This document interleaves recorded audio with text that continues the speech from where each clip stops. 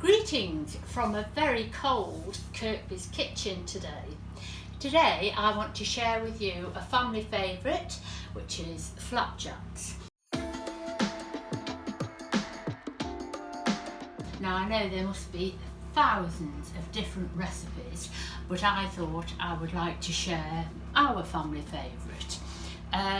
It is a little bit extravagant, but at the moment I think we need a little bit of luxury. The ingredients are, normally I would use demerara sugar, but we're struggling at the moment to get that. So here are the ingredients. It's 175 gram or 6 ounces of demerara sugar. I'm using soft brown sugar today. 275 gram or 10 ounces of butter. 450 grams or a pound of rolled oats, and 110 grams or 4 ounces of golden syrup. That's the basic mixture, and then today I'm going to add some bits and pieces. We're going to put in a handful of mixed seeds, 50 gram or 2 ounces of dried fruit. I'm using chopped apricots, and 50 grams or 2 ounces of flaked almonds. And then I'll go through the topping a little bit later, which is optional. I'll be mixing some full fat, and it's most important you use full fat yogurt, otherwise it will split, and some white chocolate, but we'll go through that shortly. So I've prepared this tin here. I'm just using a foil tray bake, and I've put the measurements on here. It's sort of a Swiss roll size, 12 inches by 8 inches or 30.5 centimetres by 20 centimetres, and I've lined it and put it on another tray to stop it from wobbling.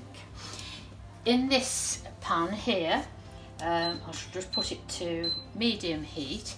I've got the butter, the golden syrup and the sugar. Now, a top tip for the syrup, when you come to measure it, what I've done, I've put some vegetable oil on the spoon, and then it'll just slide off the spoon. So the golden syrup is either 4 ounces or 110 grams. It's a good heaped tablespoon. So what we're going to do, we're going to melt this until it's only just melted. Don't let it boil. And years ago, I think possibly when I was a teenager and made flapjack, I couldn't understand. I tried and tried making it, and whenever it was cool I went to cut it and it would just crumble. Well, I've learned through trial and error now, and you'll see during the video. The secret is when you add the oats, and in this case the nuts and the seeds and whatever, you've got to really give it a good belting round and get it to come to a ball before you put it in the prepared tin. And this way it will stay together when you come to cut it, rather than crumble into little pieces. And it's funny that I should be doing this today, because a friend rang me in the week and asked me why has her flapjack all fallen to little bits. So I'll just wait for this to melt. Well, as you can see, the sugar has dissolved, the butter has melted, and so has the syrup. So we're going to go in with the porridge oats.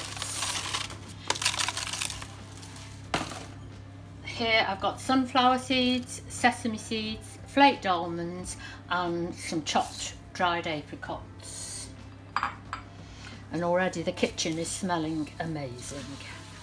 Now at this point you can mix them by hand, but today I'm going to be really lazy and whack them in the mixer and give them a good old belt round. It smells absolutely divine. As you can see, there's quite a lot, and it will make 18 good sized portions. So if you were doing this by hand, you would carry on for a while until it came together, but I'm going to pop this in the mixer.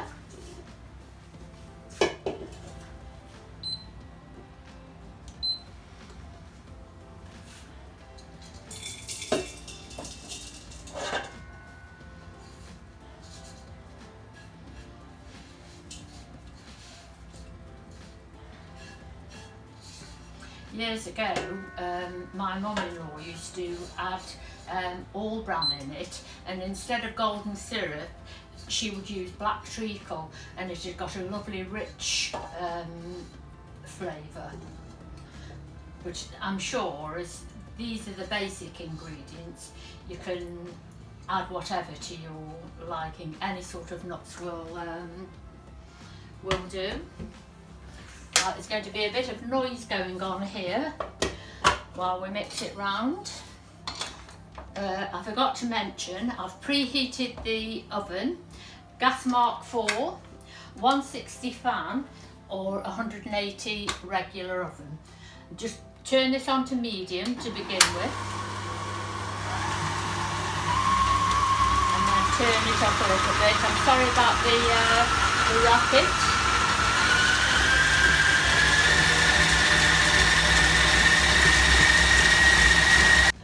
Now, as you can see, this has started coming together. I mixed this for about a minute on medium speed. So you can see it's all coming together to a nice sticky gloop.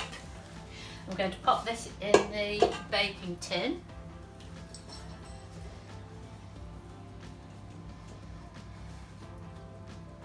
And I'll bake this about 25 to 30 minutes. How I would love to lick this, but I won't on this occasion.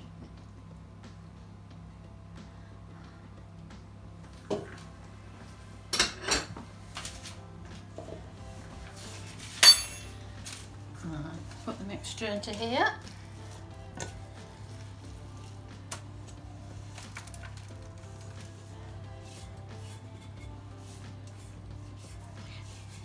And I'd like to thank you all for taking the time to watch these videos, for commenting and leaving feedback. It's absolutely fabulous. And as I've mentioned on some of my comments, I'm very new to this filming malarkey. Hopefully we're learning as we go. Our grandson is doing an amazing job with the editing. Hubby is standing here, he's filming at the moment, so it's a real family affair, but I'm sure that as the weeks go on, because Leak TV have very kindly agreed to let me do a weekly spot, we will improve in what we do, because it was noticeable last time with the shortbread that the recipe for the ingredients weren't up long enough, so we will endeavour to put that right. Get it nice and smooth down the edges.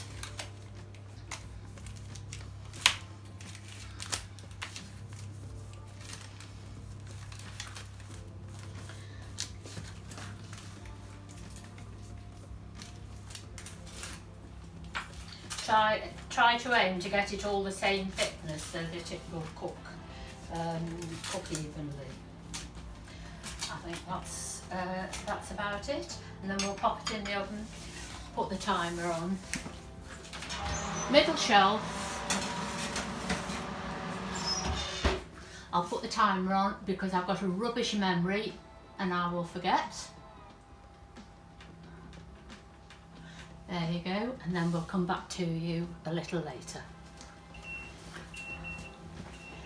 Okay, there's the timer. Let's have a look.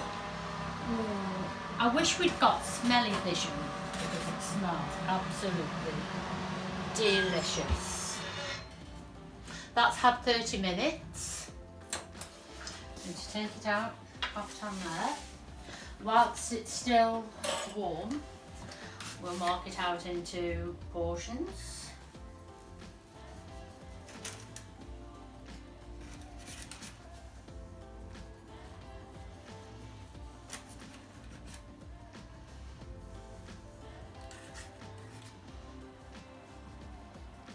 And then I shall put it on a cooling wire and let it cool completely before we start on the topping.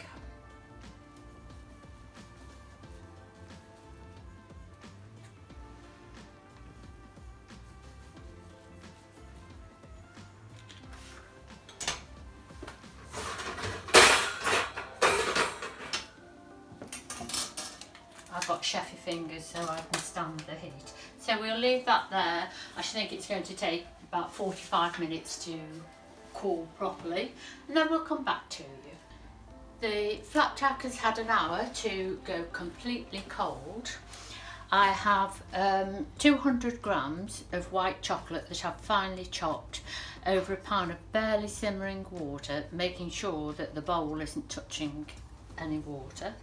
I'm going to add some full fat Greek yogurt. There's 110 grams in here. I sort of, over the years, I've devised this topping and I think I've just got it about right. I suppose it's a little bit like making a ganache, and what we want to do is get this mixed together. You could do it in short bursts, 10-second bursts in the microwave, but you have to be very, very careful. So I think I'm going to turn this off now and just let it mix without the heat. And what we're aiming for is for the chocolate to melt and mix in the yogurt. And once we've done that, then we can cover the flapjack with it. Just turn that off, stop it beeping, and then I'll show you once I come to cover the top of the flapjack. Well, as you can see, the chocolate has completely melted.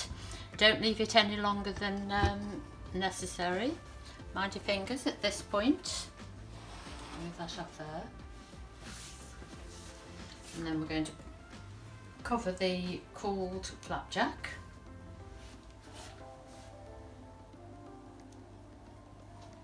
Don't waste any.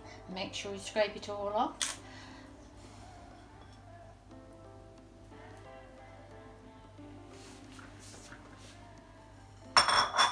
Now this isn't going to set like hard chocolate, obviously, with having yoghurt in it. A bit messy to eat it, but I can assure you it tastes absolutely gorgeous. Just leave it to cool for a while. You could of course sprinkle some chopped nuts on if you wish, but I thought, well, as we've already put them inside, it isn't absolutely necessary.